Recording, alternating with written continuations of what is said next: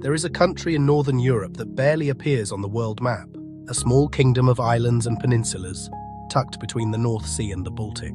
5.9 million people live here, less than the population of a single megacity elsewhere. And yet, year after year, when researchers measure happiness across the planet, this tiny nation rises to the top. Denmark. To understand what it means to live here, you must look past the postcard, past the colourful harbour of Nyhavn, past the bicycles, past the word Hygge, which the world has tried to package like a scented candle. Hygge is not a product, it is a way of being, and it will take the full arc of a day to understand it. You must travel west, across the bridges that stitch Zealand and Funen, together into the wide open farmland of Jutland. Stand on the sand dunes of Skagen at sunrise, where two seas collide. Sit in an apartment kitchen in Aarhus as a family gathers for nothing more than bread, butter, and quiet presence. Cross to Bornholm, the granite island in the Baltic, where smokehouses still cure herring the way they did 2 centuries ago. Denmark is not one place, it is more than 400 islands. It is Copenhagen, the capital of spires and harbour baths. But it is also the heathlands of Jutland, the chalk cliffs of Møn, the fishing villages of Læsø, and the thatched roof hamlets of Funen. This is a country where the government pays you to go to university, where you can leave a baby in a pram outside a cafe while you sip coffee inside, and no one calls the police. Where the wealthy and the working class send their children to the same schools. It is not a utopia. No place is. The winters are long and grey. The tax rate can reach 52%. Making friends as an outsider is famously difficult. The darkness in December settles in at 3 in the afternoon. But the Danes have found something. They have arranged a society so that life feels on most days balanced. Not extravagant, not thrilling every hour, but good, steady, worth getting up for. Explore more, worry less. This is how people live in Denmark.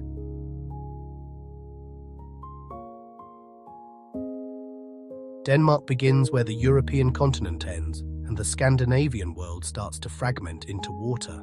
It is the southernmost of the Nordic countries, a bridge between mainland Europe and the granite north, a country defined less by mountains than by absence of them. The highest natural point, Møllehøj in eastern Jutland, stands at just 171 meters. You could climb it in 20 minutes and not break a sweat. What Denmark lacks in altitude, it makes up for in coastline, over 7,000 kilometers of it. No person in Denmark lives more than 52 kilometers from the sea. The ocean is always there, shaping the light and the weather and the temperament of the people. At Skagen, you stand with one foot in the Skagerrak and the other in the Kattegat, watching 2 seas collide. The currents are so fierce that swimming is forbidden. The sand shifts constantly, burying lighthouses and revealing shipwrecks from centuries past. On a clear morning, the light here is so sharp and golden that painters have been chasing it for more than 100 years. On the opposite edge of the country, the white chalk cliffs of Møns Klint rise 130 meters above the turquoise Baltic, crushed shells of creatures that lived 50 million years ago. Now, rare orchids grow in the beech forests above, and peregrine falcons nest in the sheer white face. In the southwest, the Wadden Sea stretches along Jutland's coast, a UNESCO site that is neither fully land nor sea. Twice a day the tide pulls back to expose kilometers of mudflats, and millions of migratory birds descend. A rest stop for starlings and geese travelling from Siberia to West Africa. Inland, the landscape smooths into rolling farmland. Fields of barley, wheat and rye, broken by hedgerows and stands of beech. Wind turbines turn slowly on the horizon.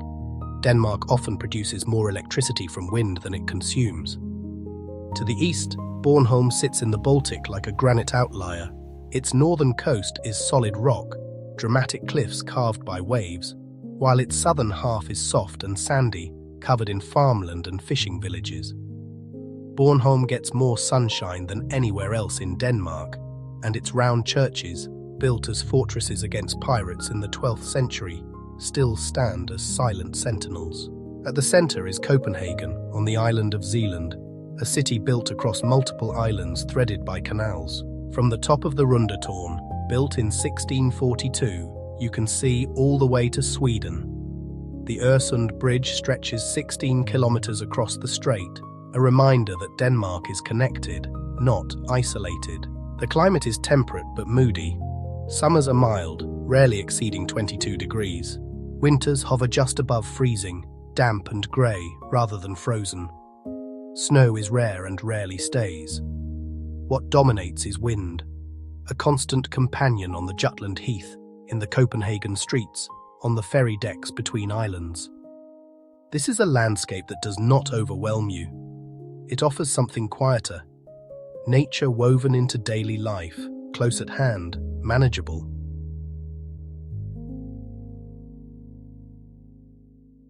Morning in Denmark begins on two wheels. On Dronning Louise's Bro, the bridge connecting the diverse neighbourhood of Nørrebro to the city centre, more than 40,000 cyclists cross every single day. At 8 in the morning, it is a river of motion. Students, executives, parents with cargo bikes carrying children, all moving in a steady, silent flow. The average Dane owns 0.8 cars and 1.2 bicycles.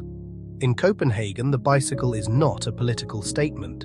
It is simply the fastest way to get around. 62% of Copenhageners commute by bike. Traffic lights are timed to create a green wave for cyclists at 20 kilometers per hour. When it snows, the bike lanes are cleared before the roads. A typical weekday begins early. Danish offices start between 7:30 and 8:30. Most people are at their desks by 8 and leave by 4. The 37-hour workweek is the standard. Overtime is rare, and staying late is seen less as dedication and more as poor time management. Danish children walk or cycle to school from age 6 or 7, often unaccompanied. The country is safe enough that this is normal. Along the route, they pass corner bakeries where the day's first batch of rundstykker, crusty bread rolls, has just come out of the oven. Danish education is famously informal. Students call teachers by their first names. Desks are arranged in circles, not rows. The goal, from the earliest years, is to teach children how to think critically, work in groups and question authority, including the teachers. In Aarhus, Denmark's second city on the east coast of Jutland, the rhythm is similar, but the scale is smaller. 1 in 5 residents is a student. The streets of the Latin Quarter fill with young people carrying books and laptops. The Aarhus Art Museum, with its rainbow-coloured rooftop walkway, surveys the city like a giant's halo. In Odense, the birthplace of Hans Christian Andersen, the morning moves slower still. The cobblestone streets of the old town are quieter.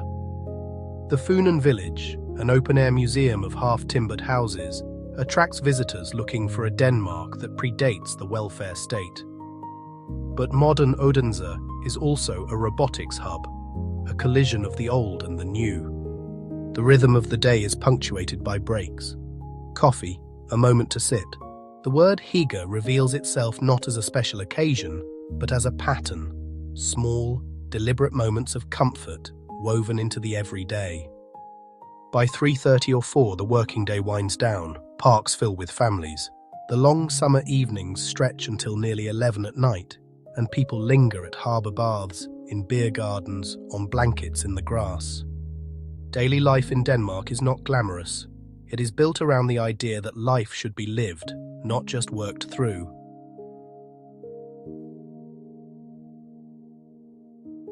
The Danish home is a sanctuary. Danes spend more time at home than most Europeans, and they invest accordingly. The average home is warm, well lit, and deliberately curated. Not for show, but for feeling. In Nørrebro, apartment buildings from the early 20th century form blocks around quiet green courtyards.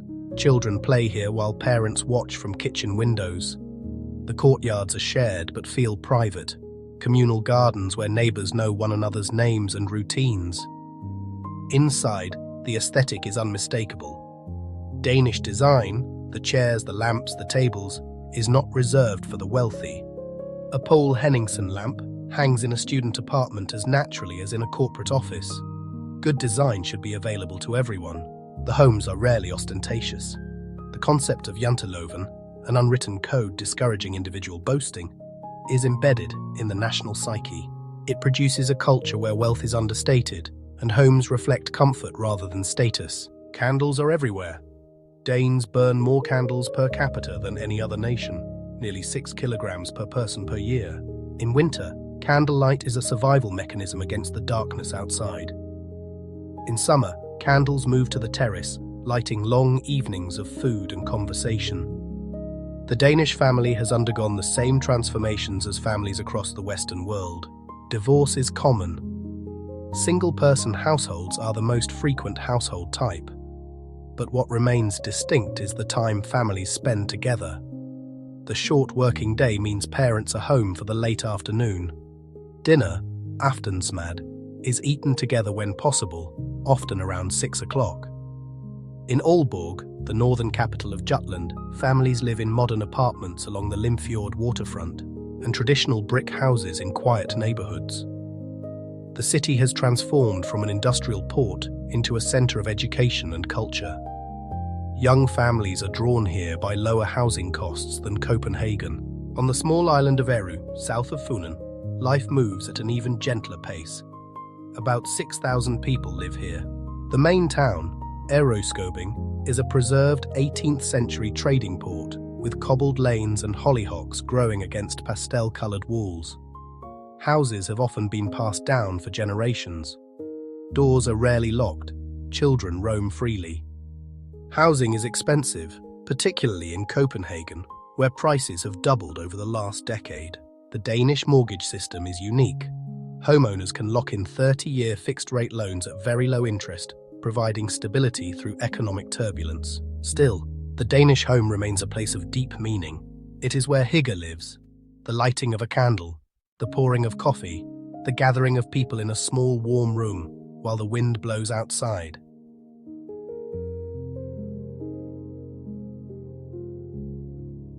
Danish food culture is a story of transformation. For most of the 20th century, Danish cuisine was functional.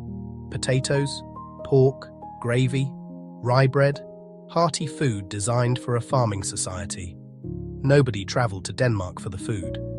Then, in 2003, a restaurant called Noma opened in a former whaling warehouse on the Copenhagen waterfront. It reinvented Nordic cuisine and triggered a global movement. For years, Noma was named the best restaurant in the world. But daily Danish food is not 12-course tasting menus.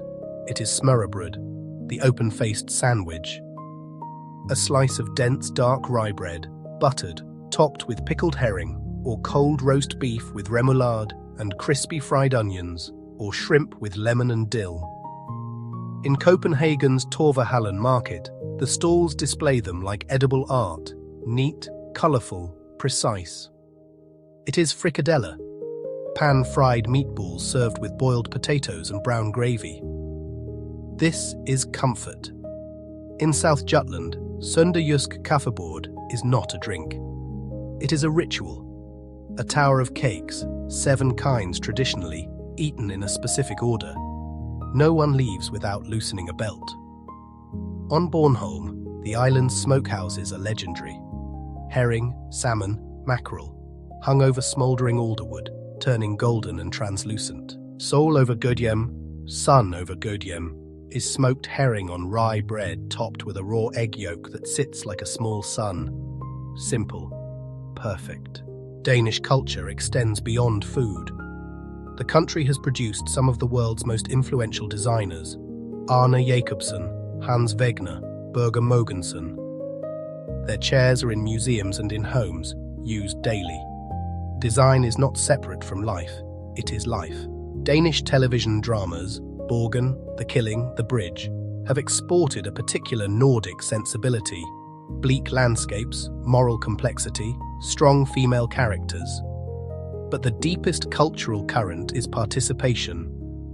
96% of Danes belong to some kind of association: a sports club, a choir, a hobby group, a union. This is the infrastructure of community life, and it is central to how the country functions.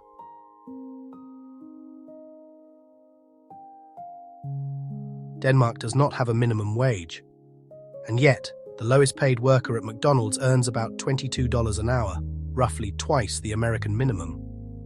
The answer is the Danish model, flexicurity. Employers can hire and fire flexibly, but workers who lose their jobs receive generous unemployment benefits, up to 90% of their previous salary for 2 years, plus extensive retraining programs. This system is a three-way partnership: employers, unions, and the state. 70% of Danish workers belong to a union. Wages are negotiated collectively, industry by industry. Strikes are rare. Stability is the goal. The result is one of the most productive workforces in the world, paired with high wages, low inequality, and a work-life balance that is the envy of much of the planet.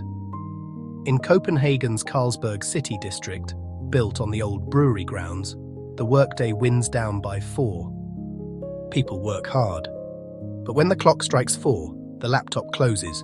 The evening belongs to family and friends. Denmark's major industries span pharmaceuticals, shipping, renewable energy, agriculture, and design. Maersk, headquartered in Copenhagen, is the largest shipping company in the world.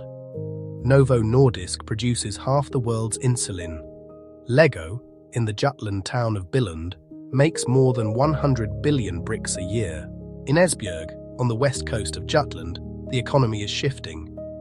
For decades, this was Denmark's oil and gas hub. Now, Esbjerg is reinventing itself as a centre for offshore wind energy. The same harbour that once received supply ships for oil platforms now hosts vessels installing wind turbines. In rural areas, agriculture still defines the economy. Denmark is one of the most intensively farmed countries on Earth. More than 60% of the land is cultivated. The country produces enough food to feed 15 million people, 3 times its population. Danish bacon, Danish butter, Danish dairy, these are global brands. The agricultural sector is also the source of one of Denmark's biggest environmental challenges: nitrogen runoff into waterways. And the country is grappling with how to balance food production with ecological health. The welfare state is funded by taxes among the highest in the world. The top marginal rate reaches 52%. But Danes do not resent this. They see what their taxes buy: free healthcare, free education, including university, where students receive a monthly stipend just for attending, subsidized childcare, extensive parental leave, and a safety net that catches almost everyone. The social contract is clear: you contribute when you can, and you are supported when you cannot.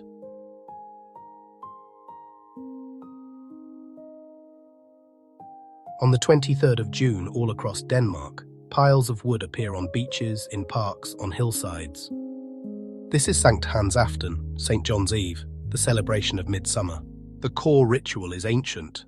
Gather, light a fire, sing together, and celebrate the longest day of the year. At Roskilde, the historic cathedral city west of Copenhagen, the bonfire is built on the shores of the fjord. As dusk falls, late, after 10 o'clock, the fire is lit.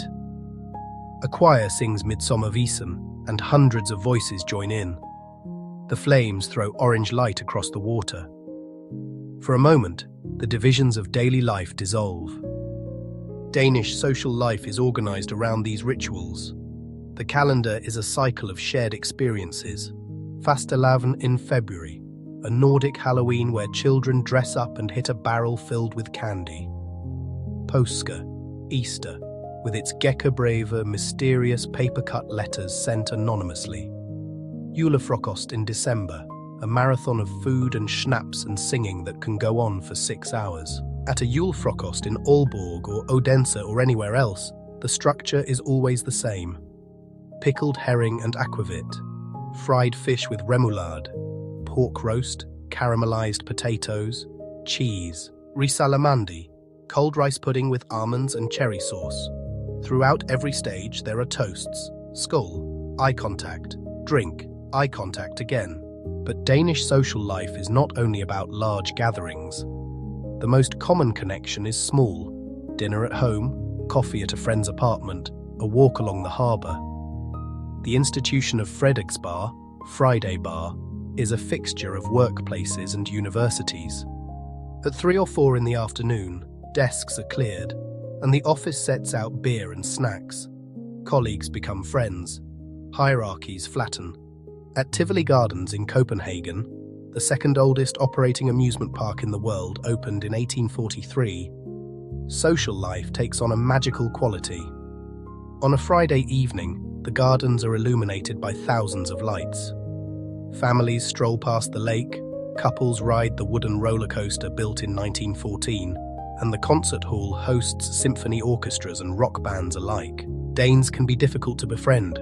This is the most common complaint of immigrants. Social circles are formed early, in school, in university, and they are deep rather than wide. A Dane may have only 5 close friends, but those friendships are for life. But once you are in, you are in. The loyalty is absolute.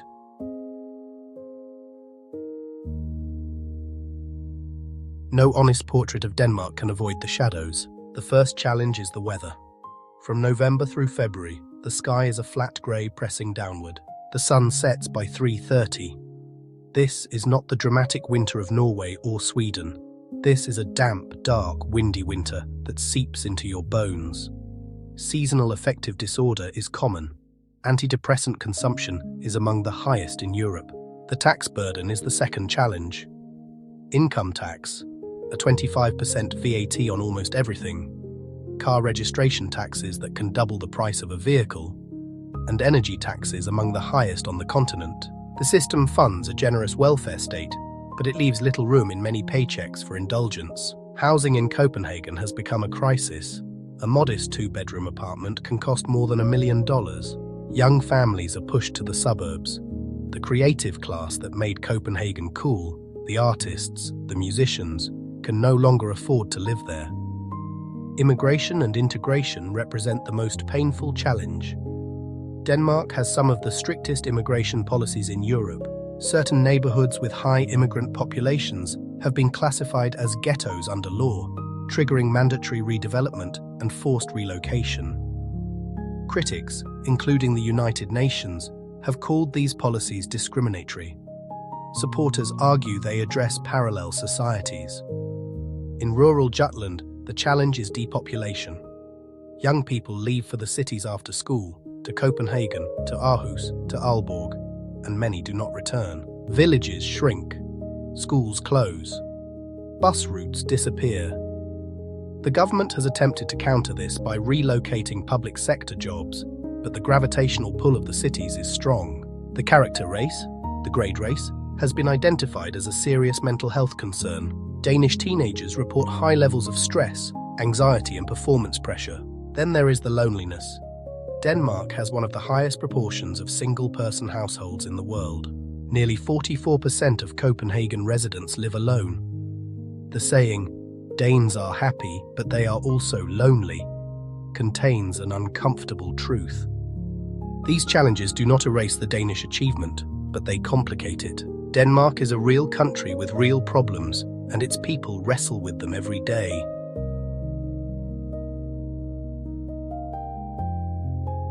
Off the coast of northern Jutland, on the island of Læsø, craftsmen are restoring a roof, not with tiles, but with seaweed. Eelgrass harvested from the shallow waters around the island, dried in the sun, twisted into thick bundles, laid across timber frames. A seaweed roof lasts 300 years.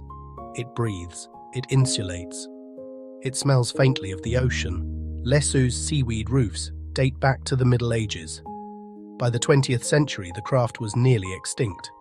Then a small group of islanders revived it. Today, Læsø's seaweed houses are a national treasure, and the island has become a symbol of the tension between the old Denmark and the new. That tension is visible everywhere. In Ribe, Denmark's oldest town, founded around the year 700, the cobblestone streets and half-timbered houses have been meticulously preserved. The cathedral, built in the 12th century, still dominates the skyline. But residents live modern lives, fiber internet, online shopping, iPads. The past is present but not in charge. In Copenhagen's Nordhavn district, traditional life feels impossibly distant.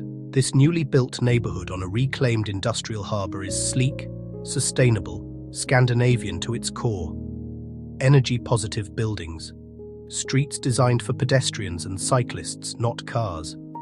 But it has been criticized for feeling sterile, expensive, lacking the messy vitality of older neighborhoods. Denmark is one of the most secular countries in the world. Church attendance is low, but the Folkekirke is still state-supported, and 72% of Danes remain paying members. At Christmas, the churches fill. Faith is held in reserve, a cultural anchor rather than a daily conviction. Dating has changed. Denmark was one of the first countries where apps became the dominant mode of introduction. The meet cute of the old world has been supplemented by the swipe, but some traditions remain stubbornly intact.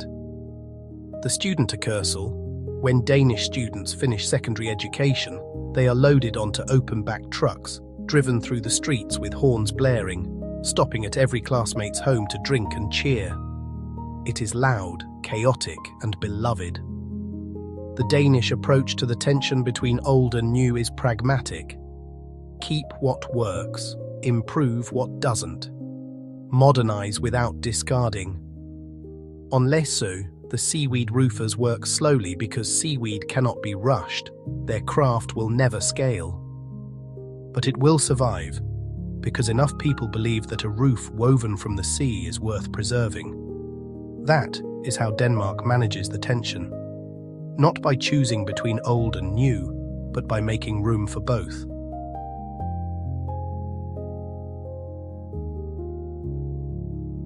From the harbour at Helsingør on the northeastern tip of Zealand, you can see Sweden. It is only 4 kilometers across the water. Ferries make the trip in 20 minutes. On a clear night, the lights of Helsingborg glitter on the far shore. You could leave. Any Dane could. The European Union guarantees freedom of movement. English is spoken fluently. Danish skills are in demand around the world. And yet, most Danes stay. They complain about the weather constantly. They grumble about taxes. They mock their politicians with brutal, affectionate humour. They are not blind to the faults, the long winters, the housing crisis, the difficulties of integration. But they stay. The World Happiness Report consistently ranks Denmark among the top 3 happiest countries on Earth. What Danes have is life satisfaction.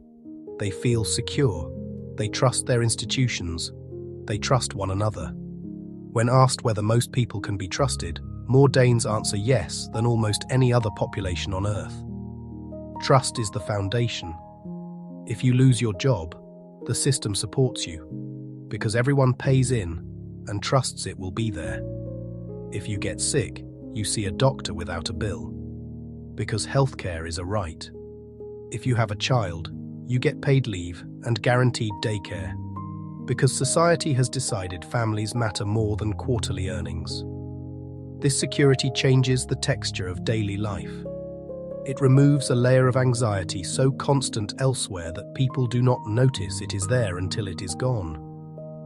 At Skagen, the dunes shift constantly. The lighthouse built in 1858 had to be moved inland decades later because the sand was burying it. Nature does what it wants. But the Danes adapt. They do not fight the wind. They harness it. They do not curse the darkness. They light a candle. Denmark is not dramatic. Its highest mountain is barely a hill. Its national dish is a sandwich. Its greatest natural wonder is a sunset that lasts for hours. But perhaps that is the point. In a world that demands more, Denmark offers enough. Enough security. Enough time, enough comfort, enough trust that tomorrow will be all right. A ferry sounds its horn in the Helsingør harbour. The lights of Sweden keep twinkling across the water, close enough to touch. But nobody is leaving. The Danes have found something on these small islands, in this grey weather, under these wide skies. They have built a society around the quiet conviction that a good life is not about having everything. It is about having what matters, and what matters is available to almost everyone. Explore more, worry less. This is how people live in Denmark. If you've ever wondered what makes a country truly happy, let us know in the comments. One word. Could you live here?